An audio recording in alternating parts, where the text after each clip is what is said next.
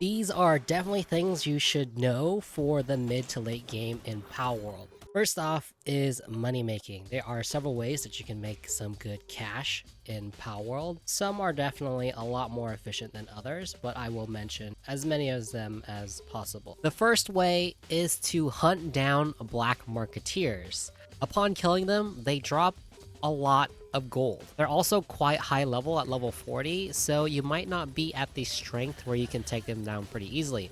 They also wield a minigun, so you're definitely going to have to be careful. The easiest way to take these guys out without any effort at all is to build a hanging trap right underneath their feet. And if you don't have the DPS to take them out, then you can also just build a campfire underneath them, or if you have a fire pal or some poison, then you can also use that on him because that damage is based off of the total health of the enemy. It's also just hilarious watching these black marketeers get hung on these traps, so it's good fun.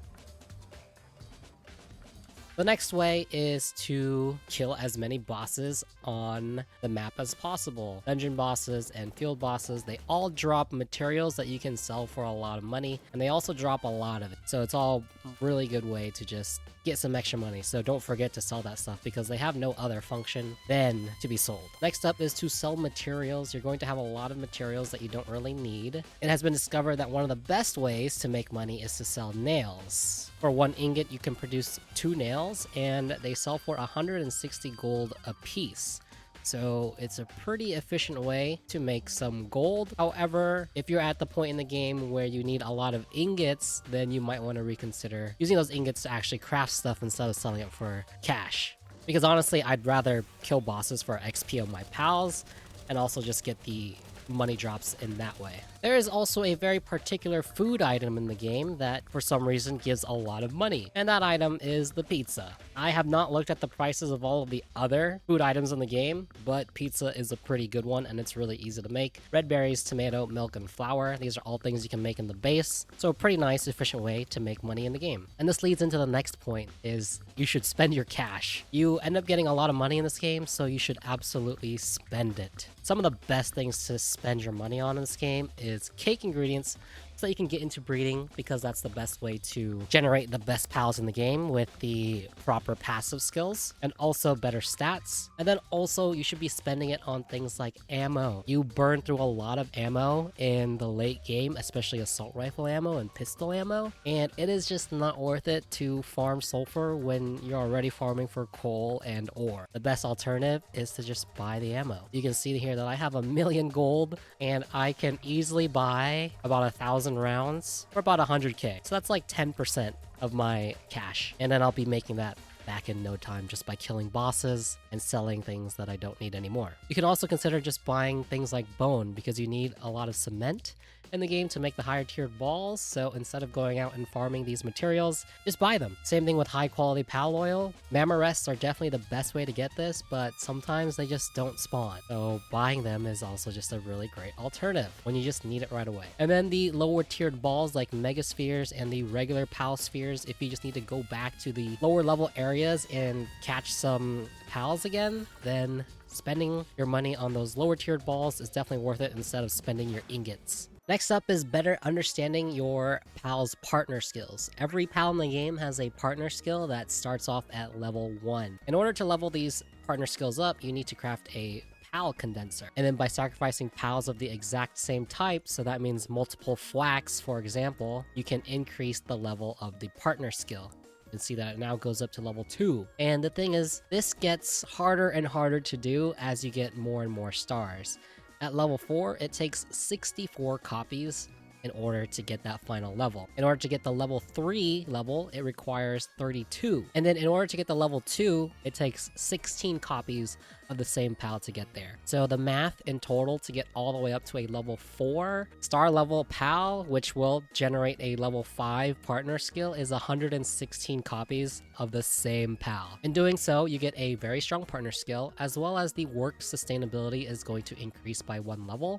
And also your base stats are going to increase. So it's just a really good way to power up your pals to pretty strong levels. This is what you need to do if you're trying to min-max the power on your pals.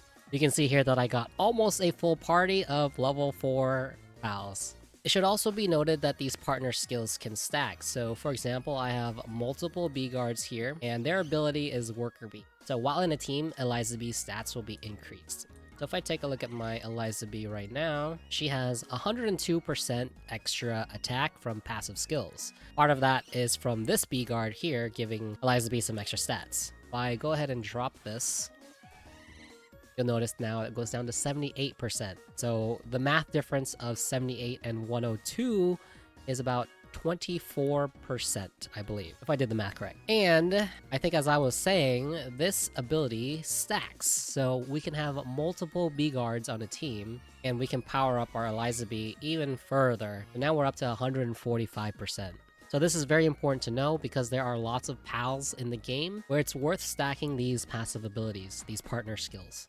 Next up is doing a chest run. A chest run is basically flying around an entire area looking for chests so that you can get more pal souls. This is the best way to get pal souls because the drop rate on pal souls from pals is abysmally low. So going around the map and just opening gold level chests will net you tons of pal souls. The level of the Pal Soul depends on the area that you are farming these chests in. So for example, in this area with the Veilet and the Verdash, you'll get small Pal Souls. Over here in the desert, for example, you'll get medium Pal Souls. Down here in the volcanic area, you'll also get medium Pal Souls. And then over here in the snowy region, you'll get large Pal Souls. So those are definitely the best way to get Pal Souls, and Pal Souls are essential to increasing your Pal stats so that you have an easier time taking down those field bosses, especially the endgame ones, the level 50 ones. So chests are always static, so you can find them always in the same spot, so you can definitely mark them and come back to them later. They also respawn, but they are on a very large timer. There are some theories on how long it takes for them to respawn, but there is no concrete evidence or information or confirmed time for this yet. I myself have done some testing, but frankly, I did forget and I just lost count. I lost count somewhere around day 8. And there are other people saying it takes around 5 hours. So a good estimate is somewhere between 8 to 10 in-game days, or somewhere around 4 to 5 hours for a chest to respawn. The chests that do respawn are also random, so sometimes they'll be purple, sometimes they'll be gold, sometimes they'll be a locked chest, so it really just comes down to randomness on whether or not you'll get chests that contain Pal Souls. Next up is the technology tree. Once you hit level 50, you will not have enough technology points to unlock everything in the tree. This means that you need to start farming mid and late game dungeons for tech manuals so you can get more technology points. This also means that you don't want to be willy-nilly spending all your tech points on things you don't really need, because you're going to run out and you're not going to have enough to get things that you actually want once you progress to higher levels. The dungeons that will drop these items are at least the level 29 dungeons. These are going to drop the basic green ones, which give 1 point. The level 38 ones, the dungeons that you can find in the volcanic region and the desert region, give a blue one, which gives you 2. And then the level 45 dungeons, which you can find in the snowy region, gives 3. The maximum amount of Pal Souls you need to max out an attacker versus maxing out a worker are going to be different. You have 4 stats that you can max out for a Pal using the souls: health, attack, and defense, which are the stats you want for an attacker Pal, and then work speed for a worker Pal. You definitely don't want to be maxing out your attacking type skills for a worker Pal, and you don't want to be maxing out the working speed stat for an attacker Pal. You can just make 2 specialized Pals so you can save on resources. Now, in order to completely max out a stat, it's going to take 10 small Pal Souls, 6 medium Pal Souls, and 6 large Pal Souls. So that means for an attacker type Pal, going to need 30 small, 18 medium, and 18 large. And then for a worker type, it's just going to be a 10-6-6 split. Next up is an item moving glitch. This is going to help you move your items from one base to another, and is especially going to be useful once you decide you want to leave your starter base from the beginning of the game to a location that you like better because you've now progressed through the game and explored the map. Probably somewhere near some ore veins or some coal veins. So in order to do the item moving glitch, it's pretty simple. You come up to a box, you grab an item, and I believe this only works on PC because you need to hit the tab button to basically get rid of the window, and you can see that I'm still holding the items. This allows you to move at maximum speed, and then you can go up to another box and then go ahead and drop it in. So if you were to do this to move between bases, you can't fast travel with this glitch. So what you need to do is put a box near the PAL box. That way you're able to just use the glitch to get to the PAL box so that you can fast travel and then be encumbered for just a couple of seconds, drop it into this box, and then it allows you to do the glitch again. So definitely take advantage of this glitch to move bases before it gets patched, because it is very useful, especially if you have a lot of things in your starter base that you want to move to your new base. The next one is a very quick tip, and this is one that I did not realize for a really long time, partly just because I never really used the repair kit, but if you create repair kits and then place them into your box, all of your handiwork pals can use them to repair things in your base. So if you accidentally shoot some of your structures, you can go ahead and create a repair kit, drop this into the box, and eventually one of the handiwork pals will come, grab it, and repair this damaged tile that I just shot.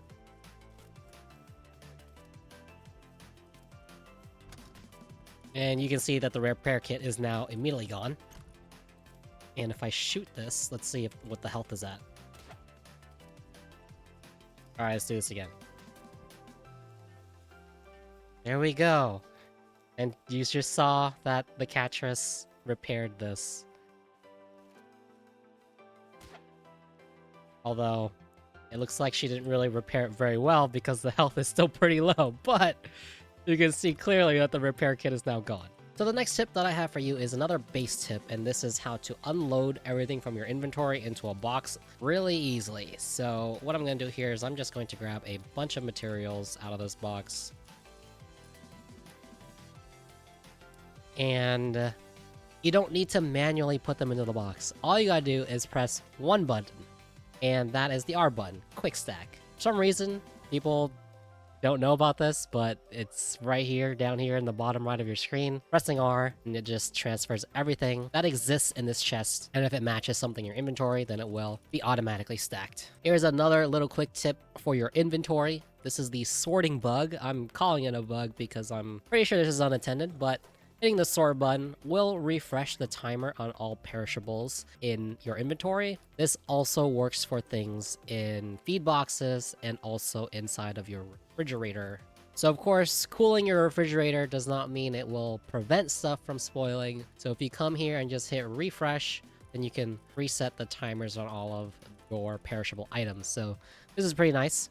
Don't know if this is intended or not, but it's there, so you can definitely utilize it. Next up is shields.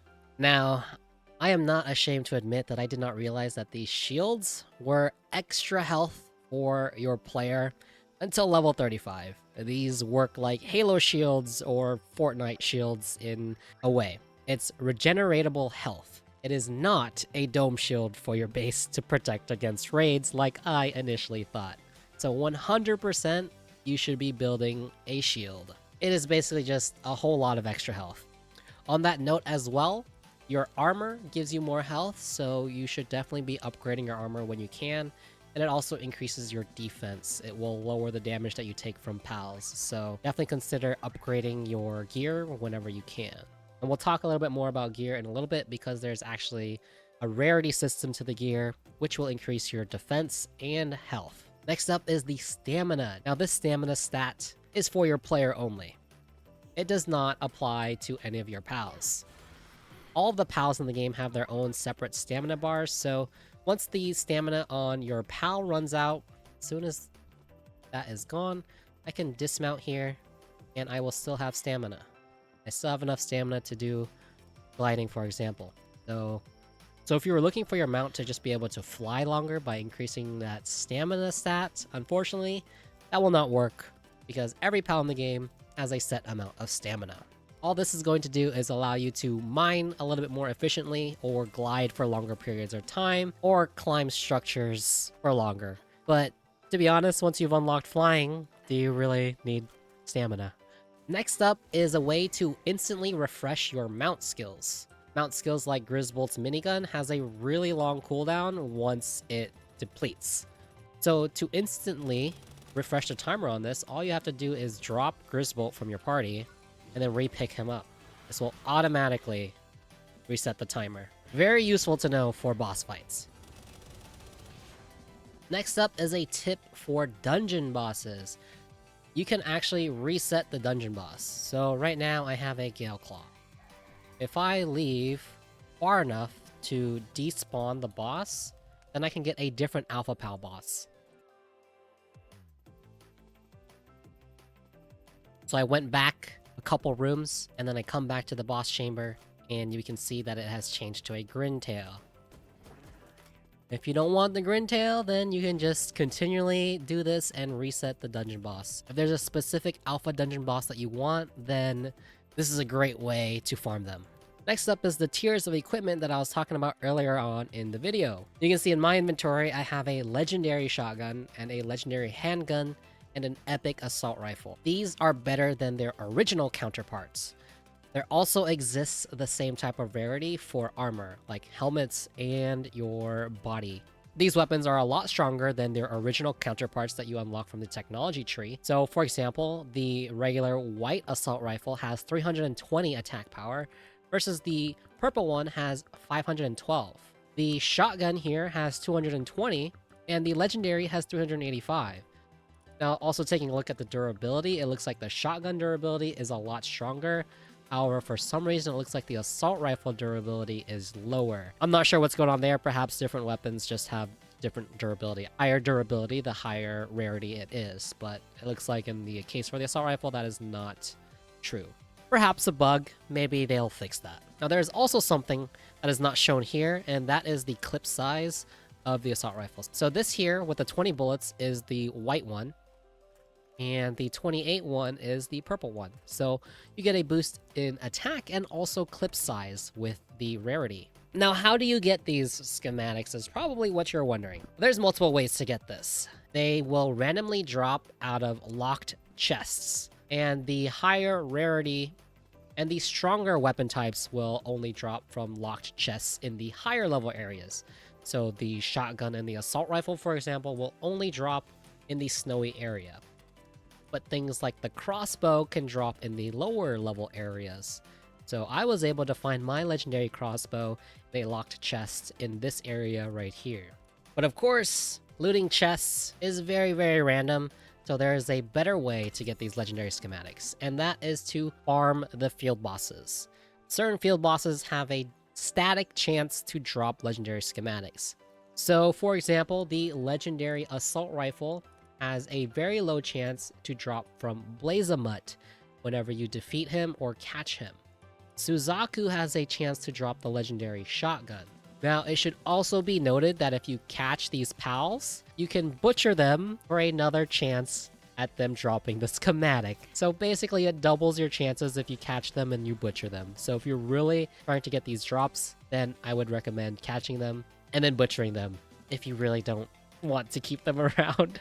Anyway, those are all of my tips that you need to know for the mid and late game. Let me know down in the comments if any of these tips helped you out, or maybe you already knew about them, or if you have other tips for other players. Until next time, I'll see you guys in the next one.